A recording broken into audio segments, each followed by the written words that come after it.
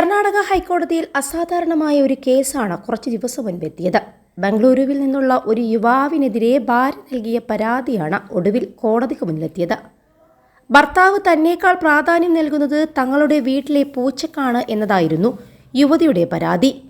കേസിൽ തുടരന്വേഷണം കോടതി ഇടപെടൽ നിർത്തിവച്ചിരിക്കുകയാണ്.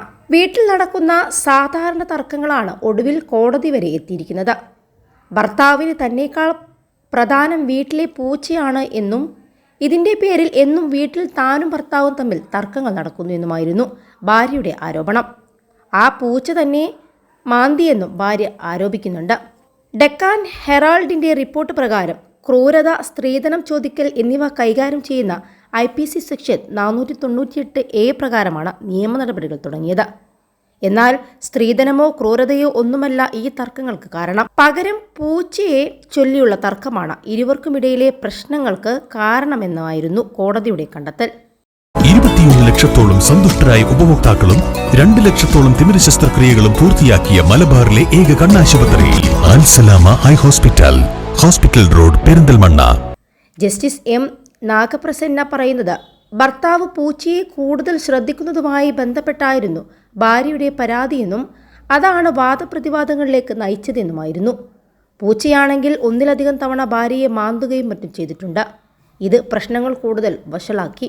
യുവതിയുടെ പരാതി മേൽ പറഞ്ഞ IPC സെഷൻ പരിധിയിൽ വരുന്നതല്ല എന്നും ജസ്റ്റിസ് M. നാഗപ്രസന്ന പറഞ്ഞു. ഇത്തരം ചെറിയ തർക്കങ്ങൾ വലിയ പ്രശ്നങ്ങളായി കോടതിയുടെ മുന്നിലെത്തുന്നത് നീതിന്യായ വ്യവസ്ഥയെ യഥാർത്ഥത്തിൽ ബുദ്ധിമുട്ടിക്കുന്നതാണ് എന്നും കോടതി നിരീക്ഷിച്ചു. ബംഗളൂരുവിലെ മറ്റൊരു സംഭവത്തിൽ ഒരു മുതിർന്ന ടെക് എക്സിക്യൂട്ടീവ് അടുത്തിടെ ആത്മഹത്യ ചെയ്തു. ഭാര്യയും അവളുടെ ബന്ധുക്കളും ഉൾപ്പെടെ പീഡനവും ദാമ്പത്യ കലഹങ്ങളും കാരണം ആവർത്തിച്ചുള്ള തർക്കങ്ങൾ, സാമ്പത്തിക സമ്മർദ്ദം എന്നിവയിൽ നിന്നുള്ള വൈകാരിക പിരിമുറുക്കം താങ്ങാൻ കഴിയാത്ത വിധം അദ്ദേഹത്തിന്റെ ദാരുണമായ മരണത്തിൽ കലാശിച്ചതായി റിപ്പോർട്ടുകൾ സൂചിപ്പിക്കുന്നുണ്ട്. തന്റെ കുടുംബത്തിലെ വളർത്തുപൂച്ചയോട് ഭർത്താവിന് കൂടുതൽ പരിഗണനയുണ്ടെന്ന് ആരോപിച്ച് ഭർത്താവിനും കുടുംബാംഗങ്ങൾക്കുമെതിരെ ചുമത്തിയ ക്രൂരത സംബന്ധിച്ച കേസിന്റെ തുടർ അന്വേഷണങ്ങളെല്ലാം കർണാടക ഹൈക്കോടതി വ്യാഴാഴ്ച സ്റ്റേ ചെയ്തിട്ടുണ്ട്. ഭാര്യയുടെ പരാതിയിൽ ക്രൂരമായ കുറ്റമില്ലെന്നും ഭാര്യ നൽകിയ പരാതി നിയമ ദുരുപയോഗമാണെന്നും ജസ്റ്റിസ് M. നാഗപ്രസന്ന തന്റെ ഉത്തരവിൽ ചൂണ്ടിക്കാട്ടിയിട്ടുണ്ട്.